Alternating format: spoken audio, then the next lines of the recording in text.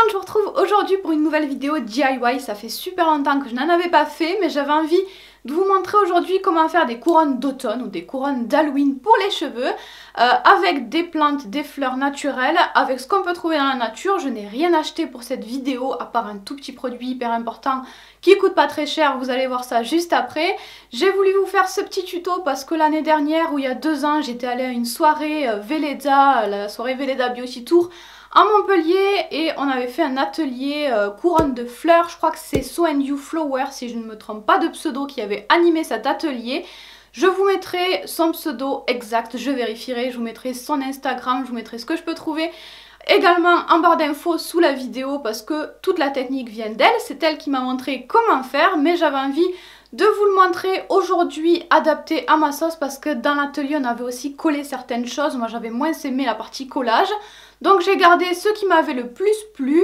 J'ai essayé de faire quelque chose avec le moins de matériel possible et on va également donc l'adapter en version automne-hiver avec ce qu'on peut trouver dans la nature, puisque ça va être donc avec des fleurs, des plantes, je ne sais pas ce que je vais trouver, naturelles qu'on a trouvé dans la campagne. Je ne vais rien acheter, je n'ai rien acheté aujourd'hui comme fleurs pour faire la couronne. Donc on va aller faire un petit tour, j'espère qu'on va trouver des choses.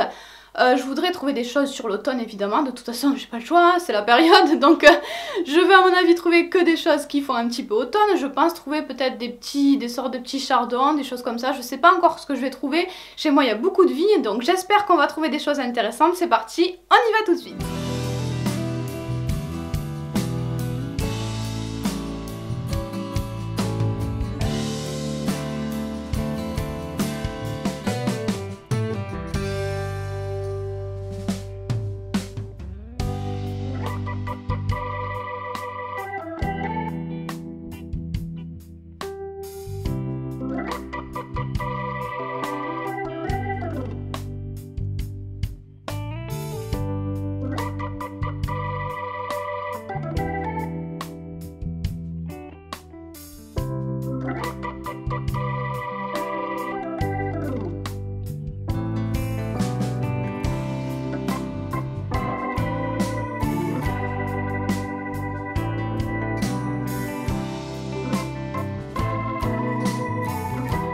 On est donc de retour à la maison, on va pouvoir commencer la petite couronne. Il va pas y avoir besoin de beaucoup de matériel, j'ai juste besoin d'un morceau de fil de fer comme celui-ci. Donc je l'ai déjà coupé hier pour m'avancer un petit peu à la bonne taille et je lui ai donné un tout petit peu la forme de ma tête, mais je sais pas si je vais garder la forme, si ça va être très pratique cette forme pour mettre le Flora-Tape autour. Donc on va voir ça. Donc là j'ai besoin de ce fameux ruban qui s'appelle donc le Flora-Tape, que je ne connaissais pas du tout avant, que je n'avais pas chez moi, donc je l'ai acheté exprès. Je ne sais plus si je l'ai acheté sur Cultura ou sur Amazon. Si je trouve le lien Amazon, je vous mettrai en barre d'infos sous la vidéo. Ça coûte pas grand chose, je crois que je l'ai payé un peu moins de 3 €, quelque chose comme ça.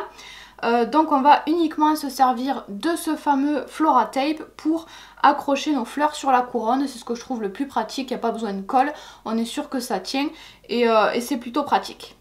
Donc on prend notre petit Flora-Tape. Je ne suis absolument pas une spécialiste de la chose. La première fois que j'ai touché ce truc, je me suis dit mais quelle horreur, c'est pas du tout pratique. J'en ai touché qu'une fois et j'en ai plus jamais réutilisé depuis. Donc on va essayer ça ensemble. Je suis pas du tout une pro du Flora-Tape, donc j'essaye d'enrouler le fameux Flora-Tape, le ruban, autour du fil de fer.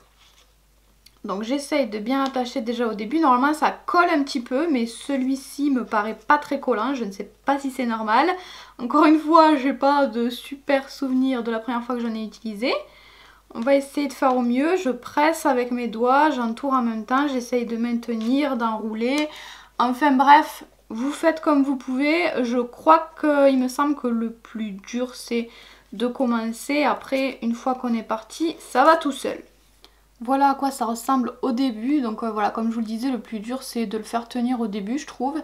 Mais là maintenant, je m'en sors pas trop mal, donc j'enroule tout simplement le Flora-Tape en serrant, en appuyant, et voilà, je fais tourner mon petit fil de fer en même temps. Et normalement il n'y a rien de plus à faire, ça colle tout seul, ça tient tout seul, c'est ça que je trouve super cool. Là ça y est, je suis partie, hein, je suis super rapide, j'ai trouvé ma technique. Une fois que j'ai tout recouvert, que je suis arrivée au bout, je vais tout simplement venir couper mon petit Flora Tape. J'appuie bien et c'est magique. Ça tient tout seul, pas besoin de colle. Ensuite, je vais faire une petite boucle avec mon fil de fer pour pouvoir ensuite venir y passer un ruban. Donc, je recourbe mon fil de fer qui est quand même un peu costaud. Peut-être faire une boucle un petit peu plus longue. Voilà, donc moi je vais pas arriver à faire beaucoup mieux avec mon fil de fer parce qu'il est très rigide, j'arrive pas à le plier plus, à faire une boucle plus plate. Et ensuite je vais enrouler ici la jointure avec du Flora Tape pour le cacher et que ça tienne bien. Du coup on retourne avec le Flora Tape. Je sais pas si ça se dit Flora Tape ou Flora Tape, mais bref. Et on enroule autour de la boucle qu'on a faite. Mais évidemment, on laisse un trou pour pouvoir passer le petit ruban. Voilà donc ce que ça me donne. Je vais couper mon petit Flora Tape, finir de l'enrouler et bien serrer. Bien sûr, j'ai fait la même chose des deux côtés et j'ai bien donné ensuite la forme au fil de fer que je souhaitais, donc la forme de votre petite tête, et la base de la couronne va être prête. On va ensuite pouvoir mettre les éléments sur notre couronne. Donc j'ai par exemple cette petite chose que j'avais ramassée l'année dernière et que j'avais bombée en bronze. C'est pas sûr que je la mette, mais je vais la garder de côté si jamais je veux la mettre sur ma couronne. J'ai tout ce que j'ai ramassé ce matin, donc des petites feuilles, des petits machins secs qui ressemblent à ça. Enfin bref, plein de choses que j'ai ramassées ce matin. Je vais tout mettre de côté et je vais voir ce qui m'inspire, ce que j'ai envie de mettre sur ma couronne. Je vous avoue que je sais absolument pas par quoi commencer. Je vais peut-être essayer de placer ça. Parce qu'en fait ça a l'air de s'entortillonner tout seul. Donc peut-être si je pouvais déjà me faire une base avec ça. Je sais pas, je vais voir. Comme ça a l'air de s'accrocher déjà un petit peu tout seul, j'avais peut-être envie de l'enrouler juste tout autour comme ça. Et de le laisser faire un petit peu ce qu'il veut. J'ai réussi à l'enrouler un petit peu autour de ma couronne. Je vais couper ce que j'ai en plus. Donc j'ai réussi un petit peu à enrouler autour de mon fil de fer et ça a l'air de tenir tout seul. Mais quand même pour sécuriser, je vais mettre un petit peu de Flora Tape. Donc en fait au bout là, je vais prendre la petite tige de la plante et je vais venir enrouler le Flora Tape entre le... Enfin, je vais fixer la tige de la plante sur le fil de fer en enroulant le tout de Flora Tape. Et ça va être le même principe à chaque fois. Donc je prends mon Flora Tape. Je sais pas en fait s'il y a un endroit ou un envers, hein, je vous avouerai sur le Flora Tape, mais au cas où j'essaye de le prendre dans le sens du rouleau. Donc j'enroule la tige et le fil de fer ensemble. Et ça va être ce principe qu'on va utiliser tout le long. On va fixer toutes nos plantes avec le Flora Tape, juste comme ça, en l'enroulant. Voilà ce que ça donne déjà, je sais pas ce que vous en pensez, mais comme ça je trouve ça assez mignon. Donc j'ai mis du Flora Tape d'un seul côté, de l'autre côté ça tient hyper bien et je pense que quand je mettrai d'autres plantes, j'en profiterai pour fixer aussi par sécurité cette plante là. Donc ensuite pour continuer en fait je pense moi que je vais faire une forme assez simple. Je pense en fait que je vais mettre des plantes dans ce sens puis petit à petit je vais tourner comme ça pour que toutes mes plantes soient dans le même sens parce que je trouve que c'est ce qu'il y a de plus facile. Moi à la soirée Velleda j'avais fait autrement, j'avais fait un centre décentré par ici, j'avais mis des plantes dans ce sens et des plantes dans ce sens et en fait ici j'avais fait une sorte de centre un petit peu plus chargé en collant des choses, mais aujourd'hui j'ai pas trop envie de coller des trucs donc j'avais plutôt envie de faire une forme assez simple, mais après c'est à vous de choisir.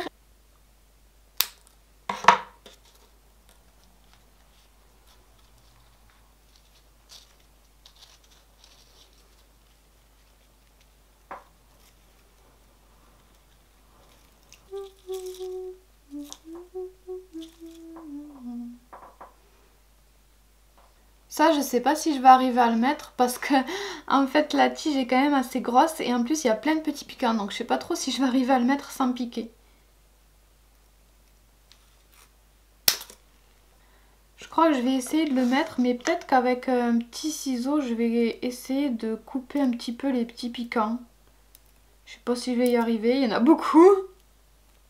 Je sens que ça va pas être évident à fixer ça. Mais bon, ça fera un peu ce que ça veut, c'est pas grave, ça fera nature.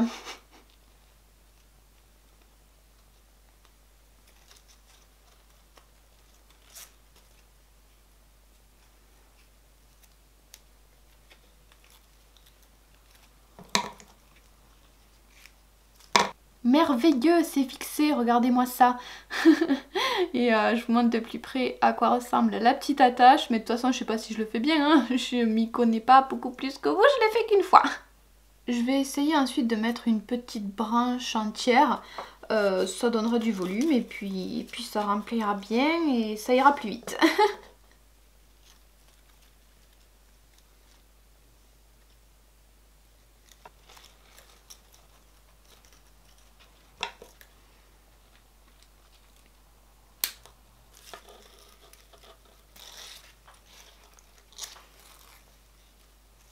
Voilà, ma petite couronne est terminée. Vous aviez vu ce côté déjà, donc j'ai continué à tourner comme ça jusqu'à tout remplir, jusqu'à l'autre côté que voilà. Donc j'ai essayé d'intercaler des petites boules rouges, des petits éléments colorés, des petits éléments rigolos comme ça qui partent un petit peu dans tous les sens.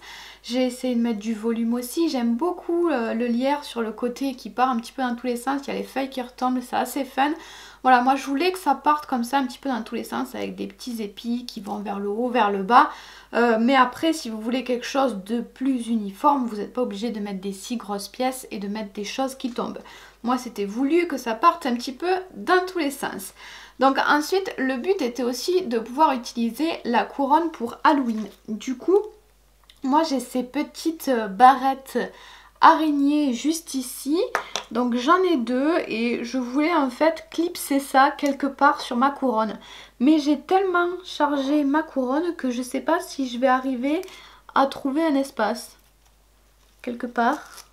Peut-être ici.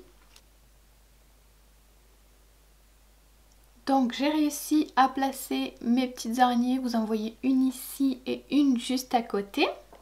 Pour terminer notre couronne, j'ai pris un morceau de ruban que j'ai déjà coupé à la bonne longueur. Et ensuite, il suffit de passer le petit ruban dans les trous, je ne sais pas si vous le voyez bien, dans les anneaux qu'on avait fait au tout début en fait. Donc hop, je passe mon petit ruban dans le premier, puis dans celui d'en face.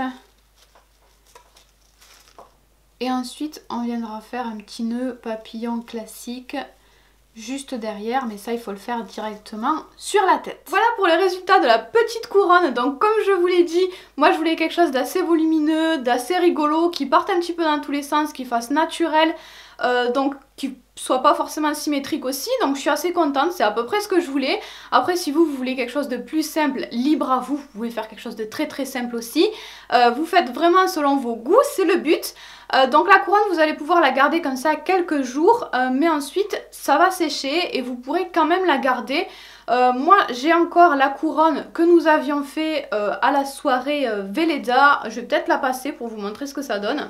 Celle-ci c'est celle qu'avait faite ma maman, je sais pas trop si elle a ma taille, enfin bref je vais juste la poser comme ça pour que vous puissiez voir ce que ça donne. Donc je trouve que même sec c'est assez joli, c'est assez mignon et surtout c'est très adapté les fleurs sèches pour l'automne-hiver. Donc je trouve que c'est top même une fois sec, donc vous pourrez garder votre couronne si ça vous plaît aussi en version fleurs sèches. Repassons donc à la petite couronne que j'ai fait moi, j'espère que je l'ai bien remise. Donc je voulais à la base en faire une version Halloween mais qui puisse redevenir une version automne classique. C'est pour ça que j'ai choisi les petites pinces araignées pour les cheveux, parce qu'il suffit de déclipser les petites pinces et après ça redevient une couronne classique. À la base je voulais aller acheter des petites citrouilles. Je sais pas trop sous quelle forme j'allais trouver ça, mais je voulais des petites citrouilles parce que je trouvais que c'était particulièrement adapté à l'automne. J'ai pas eu le temps d'y aller, donc c'est des petites araignées. Mais pensez aux citrouilles, je trouve que c'est super pour l'automne. Après vous pouvez mettre plein de choses différentes dans votre couronne, hein, vous n'êtes pas obligé de mettre les mêmes choses que moi, bien évidemment. J'ai également vérifié, mon fameux petit Flora Tape vient de chez Cultura. J'avais cherché en fait sur Amazon, mais les délais de livraison étaient un petit peu plus longs. Donc je l'avais acheté chez Cultura, mais je trouve qu'il ne colle pas assez. Celui que nous avions à la soirée Velleda était plus collant et donc plus pratique je trouve à utiliser. Après je m'en suis sortie mais je trouve que celui qu'on avait à la soirée était mieux. Après je ne sais pas d'où il venait mais si jamais vous le prenez sur Amazon, n'hésitez pas à me dire si il était bien ou pas. Dernière chose que je voulais vous préciser, c'est que là la couronne est posée sur ma tête, enfin pas juste posée, elle tient quand même, elle est enfoncée, le petit ruban la maintient quand même, elle est bien enfoncée sur ma tête. Donc elle tient si vous faites que parler comme ça, bouger la tête de droite à gauche, ça tient, il n'y a pas de souci. Mais si vous mettez la tête en bas, si vous faites la folle, si vous dansez, si je ne sais quoi, ça risque de poser problème. Moi ce que j'avais fait à la soirée Velleda, ma maman m'avait fait passer quelques petits cheveux par-dessus le ruban à l'arrière pour que ça tienne un petit peu mieux. Donc vous pouvez faire une coiffure pour que ça tienne mieux ou mettre une barrette pour sécuriser. Mais si vous faites pas trop de mouvements, ça reste en place, il n'y a pas de souci. Voilà, cette fois je crois que c'est tout ce que j'avais à vous dire. J'espère que ce tuto vous a plu et je vous fais d'énormes bisous. On se retrouve la semaine prochaine. Bye bye!